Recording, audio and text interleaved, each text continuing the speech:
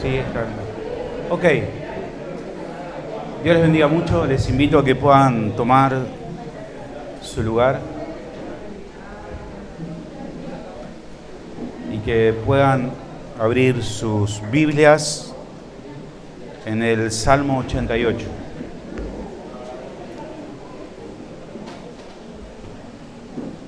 Salmo 88.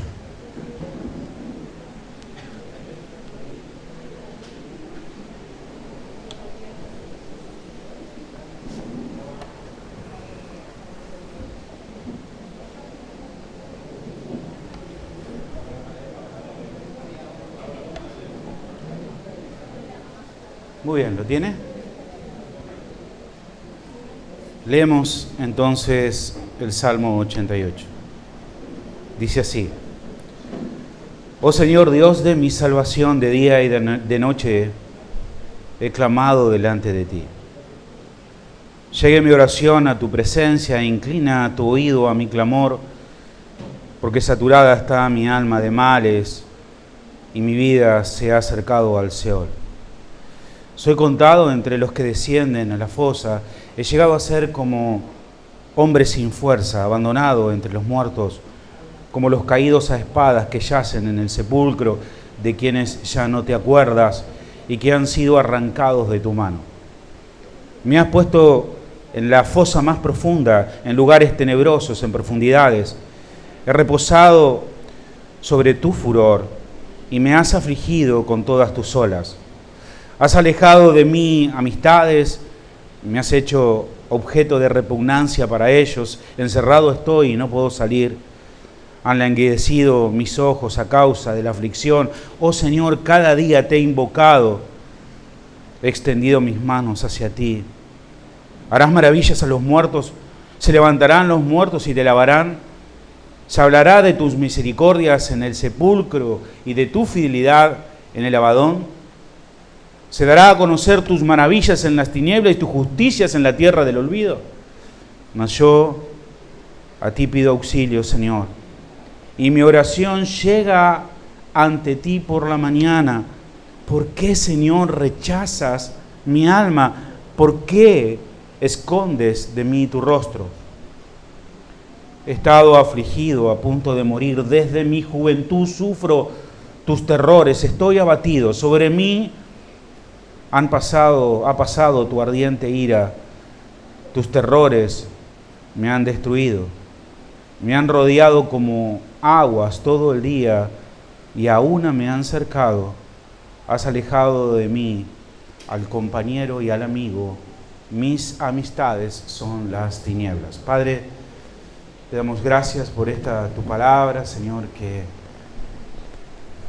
por medio de ella, Señor, confiamos de que tú obrarás, Señor, poderosamente en la vida de todos aquellos que le escuchen. Y te ruego, Señor, también que me ayudes en esta mi debilidad, Señor, para que yo sea una herramienta útil en tus manos.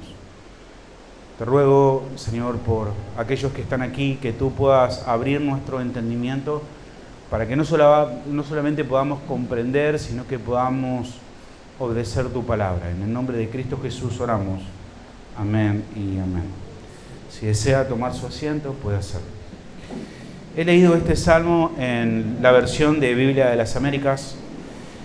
Lo he hecho porque me gusta, la traducción sobre el final creo que es más precisa, aunque voy a utilizar también citas de la Reina Valera para que usted pueda seguirme en la exposición de este pasaje. El Salmo 38 es considerado entre uno de los salmos más tristes de la Biblia. Y no es que es considerado triste solamente por lo que contiene, por el lamento del salmista, sino por cómo termina. La Biblia, y particularmente en el libro de los Salmos, nosotros encontramos muchas oraciones de personas que están sufriendo, como esta persona, que están atravesando circunstancias de angustia o circunstancias de dolor, pero casi siempre estos salmos que leemos o estas oraciones que hacen estas personas, aunque comienzan con aflicción y con tristeza, finalizan siempre en esperanza y en una doxología, en adoración hacia Dios. Pero no es el caso de este salmo. Por ejemplo, en otros salmos que nosotros podríamos comparar, por ejemplo, el Salmo 13, versículo 5, también comienza dirigiéndose al Señor con pesadez, con tristeza, diciendo, ¿hasta cuándo, oh Señor? O sea, ¿hasta cuándo? ¿Me olvidarás para siempre? ¿Hasta cuándo esconderás de mí tu rostro? O sea, parece ser la misma queja o el mismo sentir del escritor del Salmo 88, pero sobre el final, el Salmo 13 termina diciendo, mas yo en tu misericordia he confiado. El Salmo 56, el versículo 3 al 4, dice, ten piedad de mí, oh Dios, o sea, apiádate de mí, Señor. Pero finaliza diciendo, confiaré y no temeré. Y el Salmo 10 dice, ¿por qué, oh Dios, te mantienes lejos? O sea, aquí también el salmista está experimentando como una lejanía acerca de Dios. Dice, te escondes en tiempos de tribulación, pero termina diciendo, el Señor es el Rey eternamente y para siempre. Entonces vemos que comienza con tristeza, pero finalmente terminan reconociendo la soberanía y la gracia del Señor. Pero hay dos salmos, particularmente el Salmo 88 y el Salmo 39, que comienzan con aflicción, pero también concluyen con aflicción.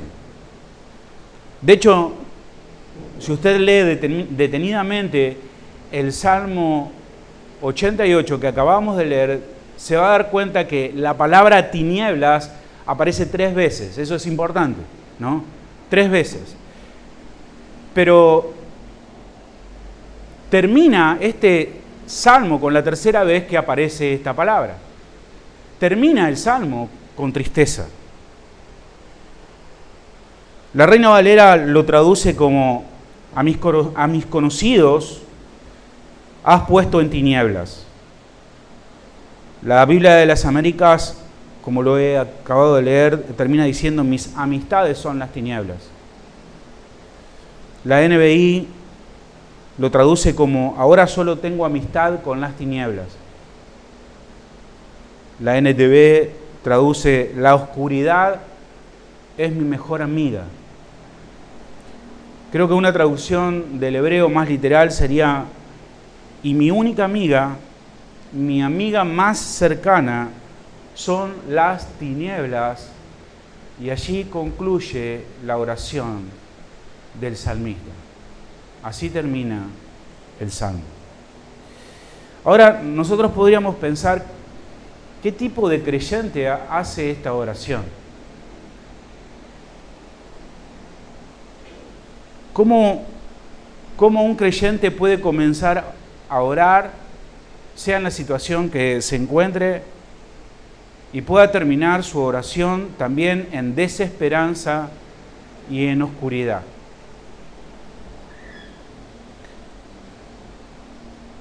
¿Por qué aparecen oraciones como estas referente al Salmo 39 y al Salmo 88 en la Biblia? ¿Por qué están allí?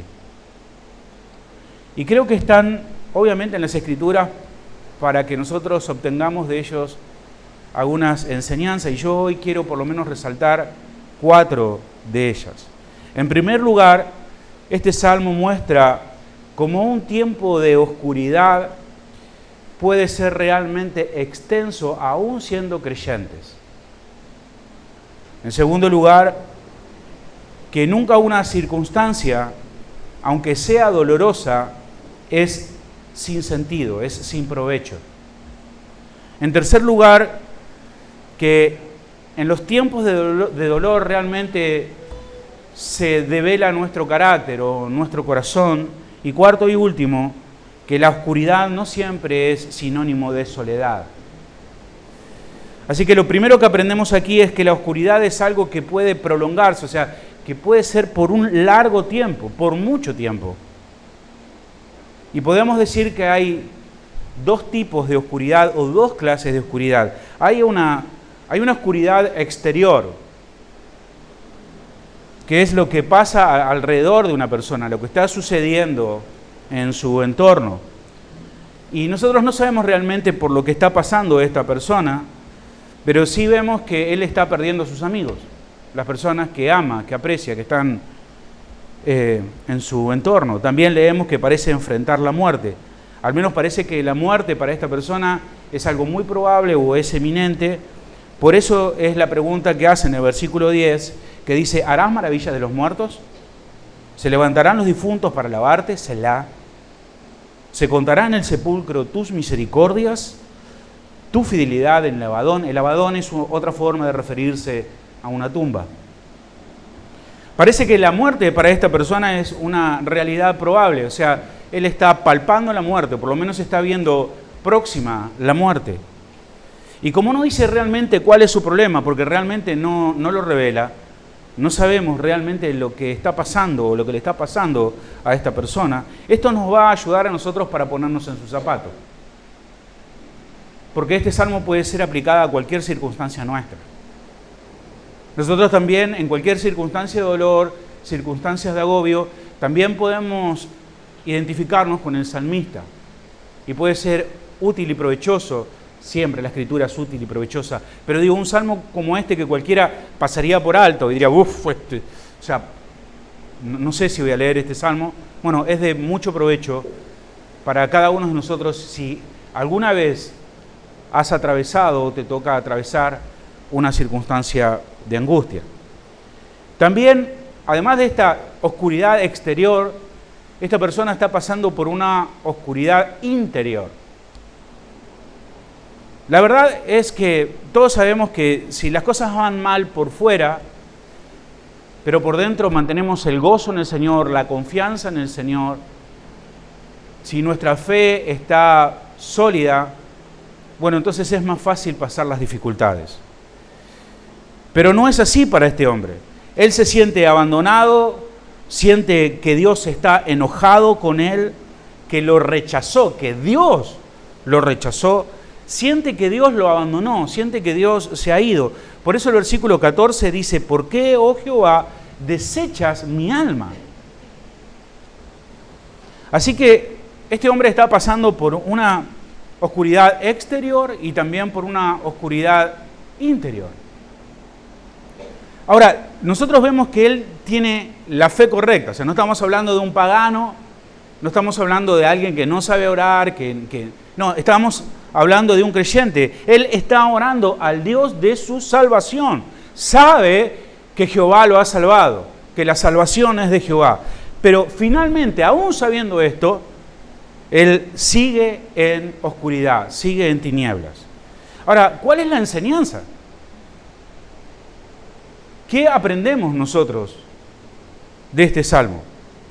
Bueno, aprendemos que un creyente puede estar orando, confiando en el Dios de su salvación, es decir, una persona, un creyente puede estar haciendo lo correcto, lo que debe hacer, sin embargo, y aún así, seguir en una situación de angustia, de dolor, de tiniebla, por largo tiempo.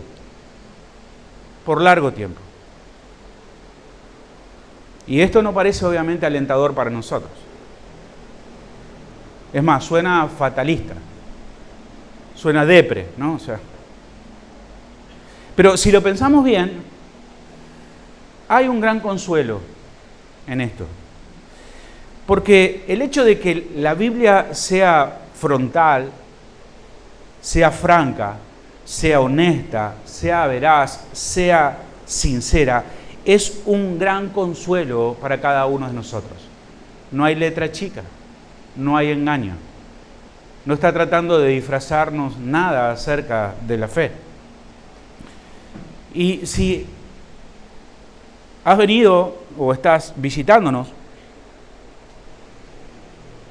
y en este tiempo estás pensando en responder al llamado del Evangelio y no sabes qué tipo de llamado es, qué tipo de vida es esta, quiero decirte algo. Ser cristiano es la experiencia más maravillosa que podemos tener. No hay nada más importante que le pueda suceder a una persona que ser alcanzado por la gracia del Señor. No solamente tu vida, sino tus pensamientos y tus deseos van a ser transformados. Será de tal magnitud el cambio que la Biblia solamente puede describir eso como una nueva criatura, una nueva persona, mudado de una persona vieja a una nueva criatura. Pero esta transformación incluye tiempos de oscuridad, incluye tiempos de tinieblas. Y esto es muy importante porque nos ayuda a no abrigar expectativas equivocadas en cuanto a la fe. Con los años yo he visto a muchas personas que caen en desilusión, en amargura y finalmente abandonan la iglesia porque nadie les dijo realmente lo que significa ser un cristiano. O sea, le dijeron que ser un cristiano es como un viaje directo al cielo donde no hay estaciones grises. Pero no es así. Ser cristiano es un viaje seguro porque estamos en las manos del Señor, pero no es un viaje sin sobresaltos. Y esto es importante porque esto nos va a ayudar a tener una idea clara y una idea real acerca de el responder al llamado del Evangelio. Recuerdo que hace algunos años una persona que se bautizó en la iglesia, un hermano, era un vecino, un hermano, lo convenció de que se bautizara y él se bautizó y al mes dejó de venir a la iglesia. Y recuerdo irlo a visitar a la casa y preguntarle por qué había dejado de visitarnos y él me dijo porque después de haberme bautizado las cosas me empezaron a salir mal. Y no estaba dentro de sus expectativas que las cosas le salieran mal. Las expectativas de ese hombre era que al responder al llamado de Cristo todas las cosas le debían salir bien. Y al no encontrarse con lo que él esperaba, entonces abandonó lo que él había comenzado. Si vos pensás que ser cristiano es estar exento del dolor, que ser cristiano es como cuando uno contrata un seguro contra accidentes que va a evitar que sufras, eso es falso, eso no es cierto. Y si pensás que no tenés que sufrir porque sos una persona buena, que no mereces que te pase nada malo porque vos sos una buena persona, quiero decirte algo. Hay una persona que es mucho más buena que vos y que yo, se llama Jesucristo. Y Jesucristo sufrió, Jesucristo fue rechazado, Jesucristo fue torturado y asesinado en una cruz. Así que ser bueno no es una vacuna contra el dolor. No nos equivoquemos. Ahora, si aceptás esta realidad a tiempo, esto te va a ayudar mucho porque te va a ayudar a enfrentar los tiempos de oscuridad y los tiempos de sufrimiento sin desilusión. Y te va, obviamente, a llevar no a depender de tus emociones, sino a depender del Señor. Tu fe va a ser más sólida en medio de las pruebas. Y si lo ves de esta manera, entonces esta verdad cruda y que parece depre, esto entonces ahora se convierte en un acto de amor divino. Es decir, es el momento donde la bondad de Dios se manifiesta. Porque ahora sabemos que no es un viaje fácil. Obviamente es difícil atravesar el dolor, es difícil atravesar la angustia y yo sé que muchos de ustedes han pasado por situaciones así, incluso muchos de ustedes están pasando por circunstancias de enfermedad, por circunstancias de dolor, por circunstancias de angustia, pero mucho más difícil es pasar por esta circunstancia pensando que no tendríamos por qué pasarlas. Si pensamos que el hacernos cristianos va a evitar la angustia, entonces, además del dolor que nos provoca la circunstancia, vas a experimentar desconcierto, duda, amargura, resentimiento, porque las falsas expectativas nos hacen sentir finalmente mucho peor. Así que la Biblia no nos engaña, o sea, el Señor de ninguna manera nos engaña. Dios amorosamente no nos esconde absolutamente nada para que nosotros podamos vivir nuestra vida como creyentes sin que tengamos, al fin y al cabo, desilusiones en cuanto a la vida como creyentes. Segundo punto. En la oscuridad es donde aprendemos más acerca de Dios.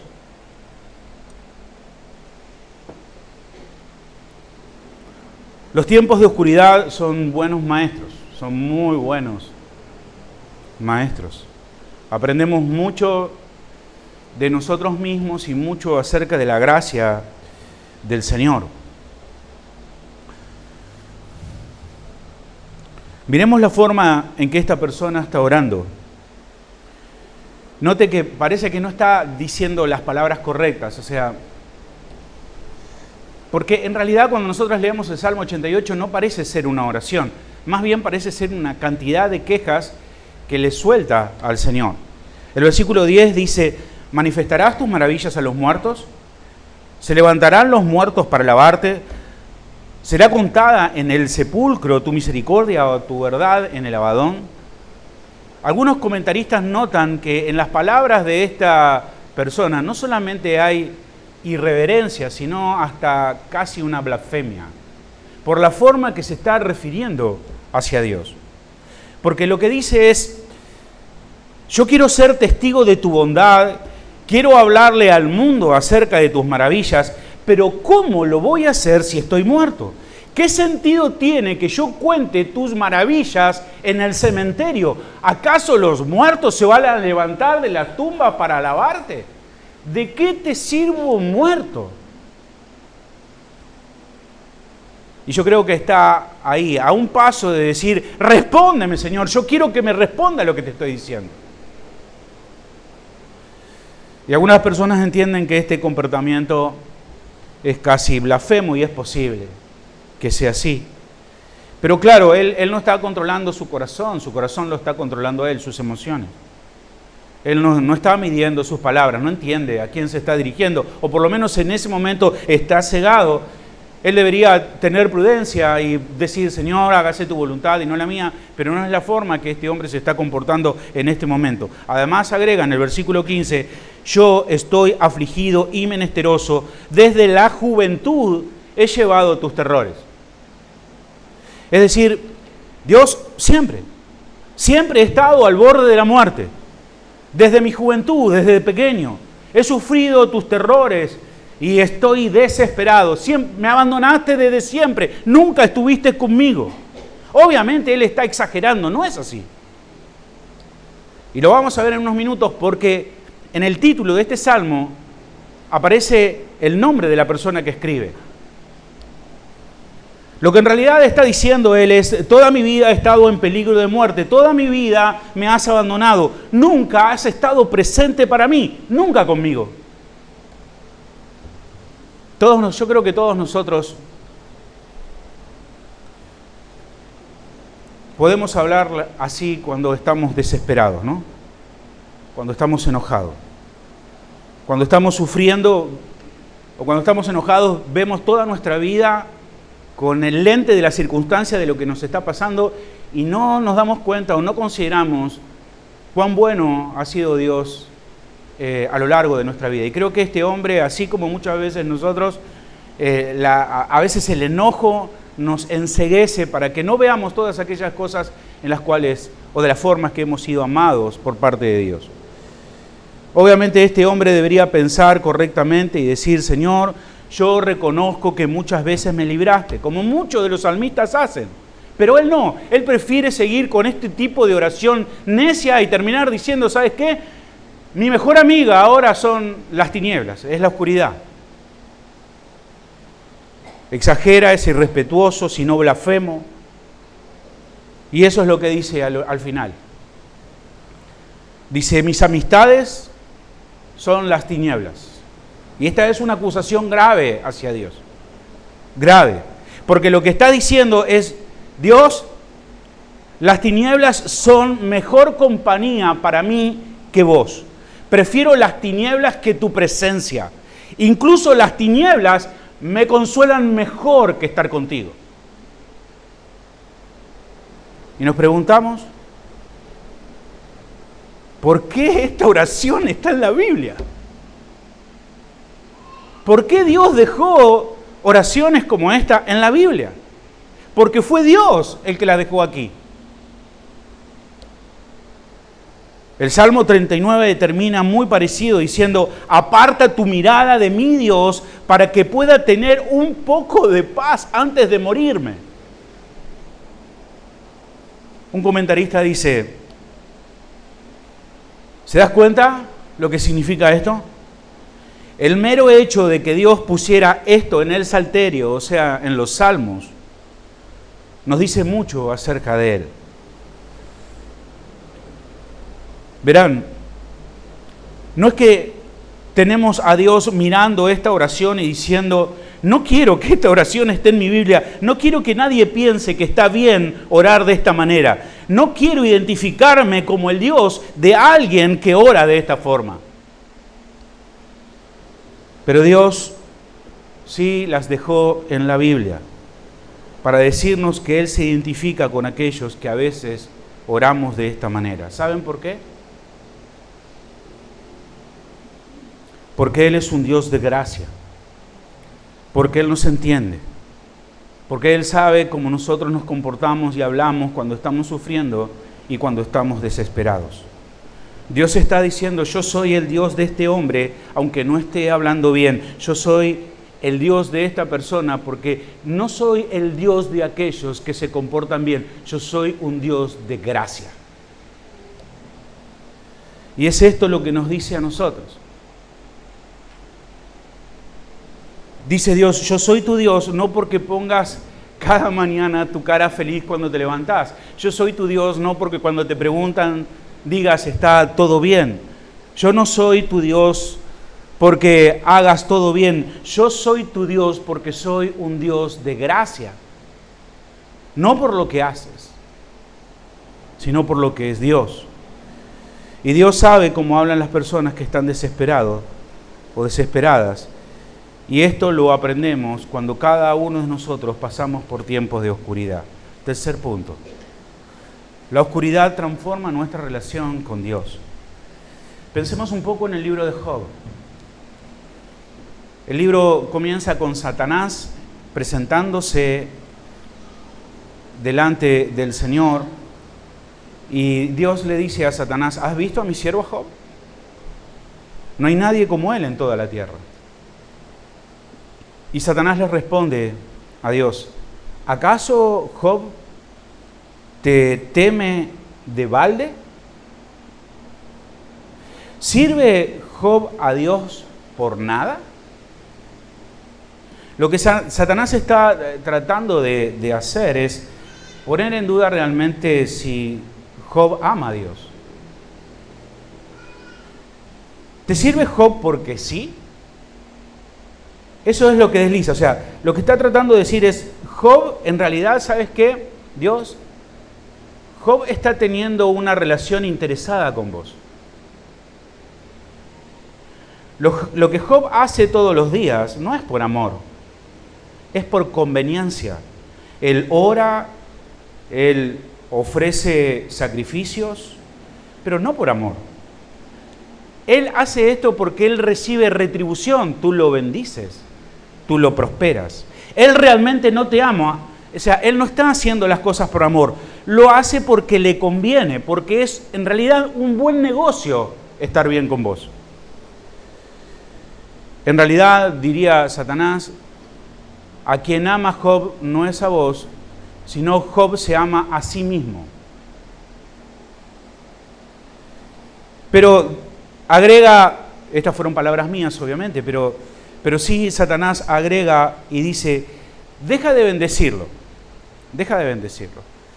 Y en mis palabras podría decir, Dios, ¿sabes qué? Entrega ahora a Job a una oscuridad externa, quítale todo lo que tiene. Y no solamente a una oscuridad externa, a una oscuridad interna. Y veremos entonces si no maldice tu nombre. Y esto obviamente suena horrible, horrible. Y nosotros, algunos de nosotros, o usted quizás haya podido experimentar esto en primera persona. No sé si en alguna ocasión usted, habiendo confiado en una persona o habiendo amado a una persona, finalmente se da cuenta de que esa persona estuvo a su lado, o lo único que quería de usted era obtener un beneficio para sí mismo. Y finalmente te das cuenta que esa persona estaba a tu lado no porque te apreciaba, no porque te amaba, sino porque quería algo que vos le podías dar. Y pensar esto a cada uno de nosotros nos hace sentir horrible porque nos hace sentir usados. Ahora quiero que pienses en esto. Si nosotros nos sentimos así, ¿cómo crees que se siente Dios?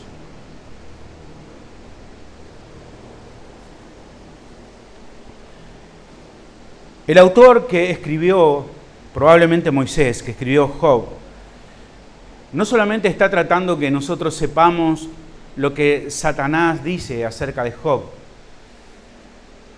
porque este salmo o Job fueron escritos para todos aquellos que lo leen, para nosotros. Lo que el autor de Job también quiere que nosotros sepamos es lo que Satanás dice de vos y de mí. Satanás podría hoy susurrarnos al oído y decirnos: ¿realmente vos estás sirviendo a Dios por nada?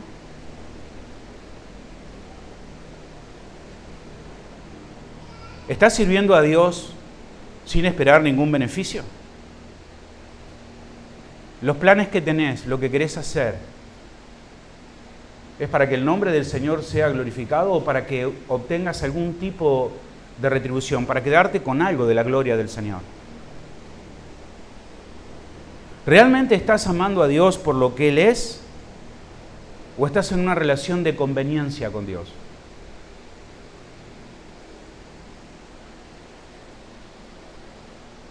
Y honestamente,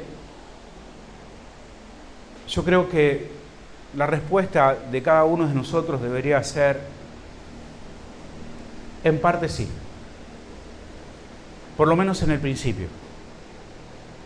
Por lo menos en el principio cada uno de nosotros hemos cruzado esta puerta o la puerta de una iglesia, o hemos doblado nuestras rodillas y hemos levantado nuestros ojos al cielo porque necesitábamos algo. Porque necesitábamos que Dios nos consuele, para que Dios nos sane, que Dios abra o cierra una puerta. Algo necesitamos y corrimos a Dios no por quien Dios era, sino porque necesitábamos algo de Dios. Así que por lo menos en el principio, nuestra relación con Dios fue egocéntrica. Fue por nosotros, no fue por Él.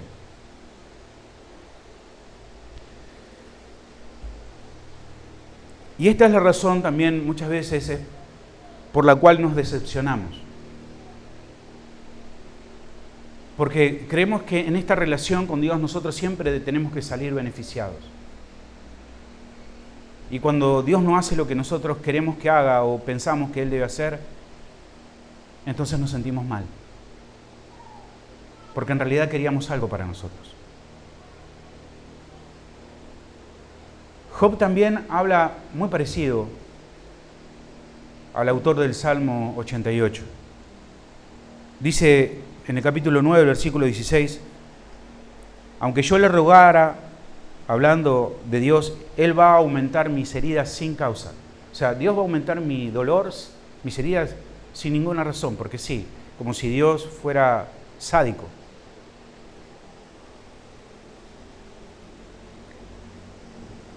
Dice, Él se burla de la prueba de los inocentes, Él cubre el rostro de sus jueces. Job 23, 1 al 9. Hoy también hablaré con amargura, dice Job. ¿Quién me diera saber dónde hallar a Dios? ¿Me esconderá su rostro? Pero al final, Dios, hablando de Job, dice, Job me ha honrado, él ha hablado lo recto. Incluso Dios se dirige a sus amigos y dice, Job me ha honrado, ustedes no me honraron, así que ahora Job va a orar por ustedes. Y cuando nosotros leemos esta parte del libro de Job, decimos, pero ¿cómo es que Dios interpreta que Job lo honró? Porque cuando nosotros leemos cómo Job se dirige a Dios, decimos, no parece de ninguna manera que Job lo estuviese honrando. Pero la respuesta es que Job habló así de Dios en sus oraciones, hablando con Dios. Job estaba enojado y se quejaba, pero se enojaba y se quejaba delante de Dios, con Dios. Él nunca se alejó de Dios. Nunca dijo, no entiendo Dios, estoy enojado con vos y me voy. No, él nunca se apartó. Se quedó con Dios aun cuando él dejó de recibir los beneficios de parte de Dios. Y es aquí donde Satanás es derrotado, porque Job se quedó aunque no recibía nada de parte de Dios. Y lo que vemos en este salmo es que este hombre, aunque no está orando como debería orar, de todas maneras sigue orando, sigue clamando al Señor. Aunque diga, las tinieblas son mejor amigas que vos, pero se lo está diciendo a Dios, lo que significa que también Satanás es derrotado en esta ocasión, porque este hombre permanece aún no recibiendo nada de parte de Dios. Y quiero decirte que si estás atravesando por un tiempo de oscuridad y sentís que Dios no está ahí, pero no saliste corriendo, no abandonaste la fe, sino que de todos modos decís, Señor, tú eres Dios, yo no soy Dios, no estoy teniendo ningún beneficio de esto, al contrario, estoy teniendo dolor, pero voy a seguir orando, seguiré yendo a la iglesia, seguiré adorándote, seguiré amando a mis hermanos, seguiré haciendo lo que debo hacer. Esto va a dejar que tengas una fe egocéntrica, hará que dejes de tener una vida que frustra constantemente, entre altos y bajos, entre desilusiones y aciertos, hará que seas una persona estable en la fe. La oscuridad obviamente permite que nosotros cambiemos el tipo de relación que mantenemos con el Señor. Y cómo, o sea, es como que Dios nos mirara y dijera, bueno, bien, ahora vamos a ver por qué venís a la iglesia. Si es para que vos me sirvas o es para que yo te sirva a vos. ¿Para qué venís a la iglesia?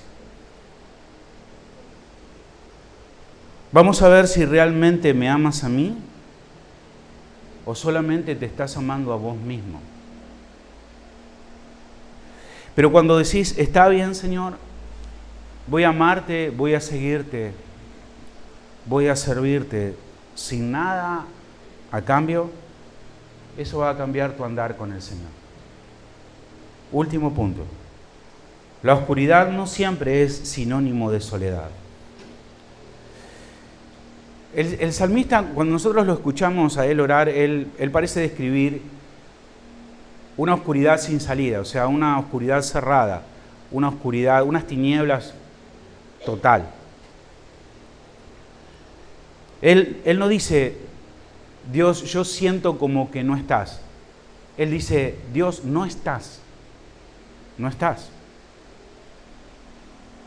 Pero claro que nosotros sabemos que Él se está equivocando, que no es así. Porque Dios está realmente con Él. ¿Y cómo lo sabemos? Lo sabemos porque el hombre que escribió este salmo se llama Emán. Y según Primera de Crónicas, capítulo 6, Emán fue uno de los líderes de los coatitas. Fue un músico, fue un escritor. Escribieron muchos salmos. Por ejemplo, el Salmo 42, 44, 45, al 49, el 84, el 85, el 87 y el 89. Escribieron salmos. Tengamos en cuenta que el libro de los salmos es una de las mayores obras literarias de la historia. Y esto lo afirman no solamente los creyentes, aún los incrédulos. Lo que significa que este hombre escribió una de las mayores obras del arte literario, arte musical, lo más valioso que se encuentra sobre este planeta. Significa que millones de personas han sido bendecidos a través de la obra y de la persona de este hombre. Este hombre, mi hermano, no está solo en la oscuridad. Dios está con él. Y Dios en ese lugar lo está transformando, lo está moldeando a través del sufrimiento para que este hombre se convierta en el hombre que hoy nosotros conocemos y leemos y nos beneficiamos por lo que él escribió. Este hombre no está solo en la oscuridad. Dios está con él. Claro, él ni siquiera tenía esto en la cabeza cuando estaba ahí en su situación. O sea, él no veía toda la película, él solamente veía esa foto.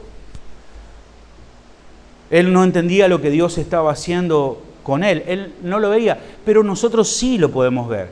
Y podemos ver que Dios estaba ahí, en la oscuridad de ese hombre, que no era una oscuridad completa, era una oscuridad temporal, el tiempo que Dios estaba trabajando con él, porque Dios lo iba a utilizar para bendecir a miles de personas a través de la historia. Ahora, tanto el autor del Salmo 39 como él no sabían esto.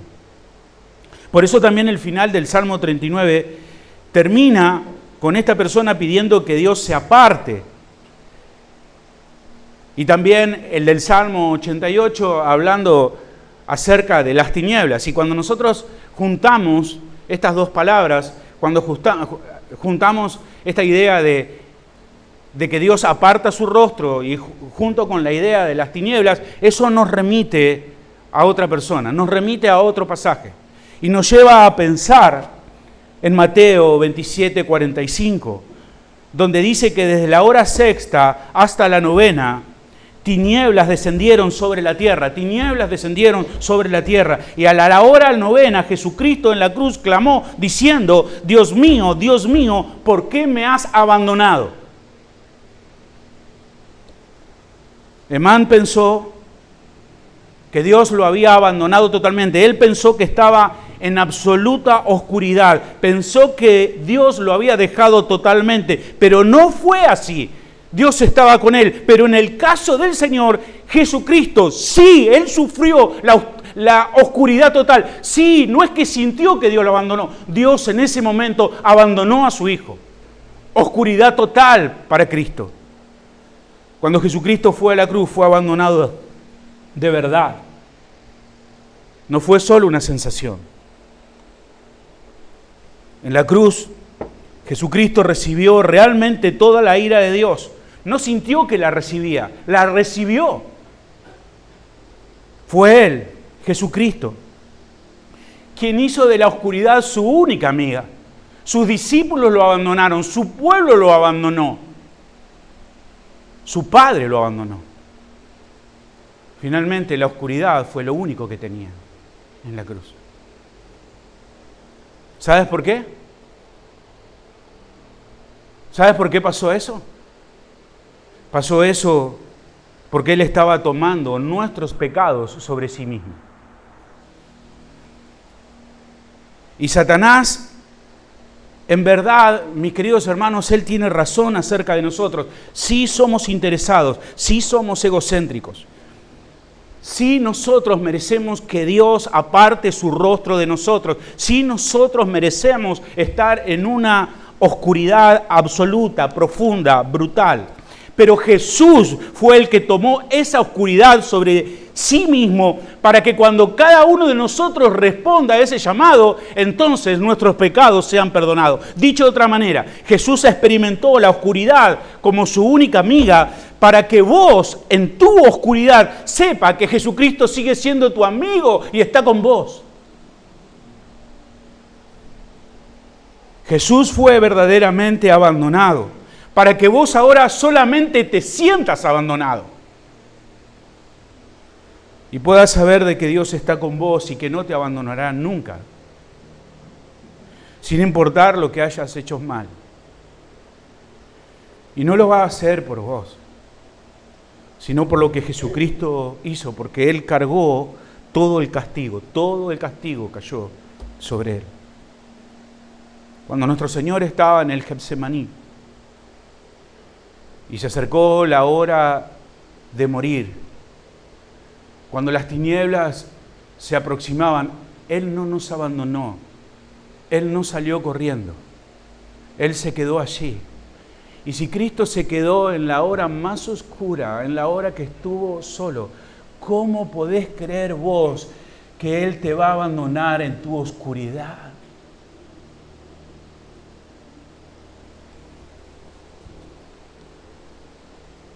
Termino pensando en la pregunta sarcástica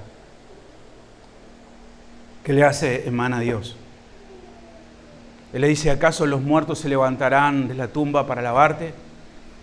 Y yo digo, sí, amén. Porque todo aquel que quede en Cristo, aunque esté muerto, vivirá.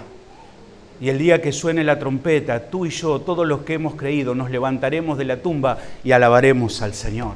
Amén. Y eso es algo de lo cual debemos aferrarnos con toda nuestra fe. Él está con nosotros en cada circunstancia y en cada momento. Él sufrió para que nosotros no tengamos que sufrir ni pasar por lo mismo. Bendito sea el nombre de nuestro Señor. Amén. Les invito a ponerse de pie.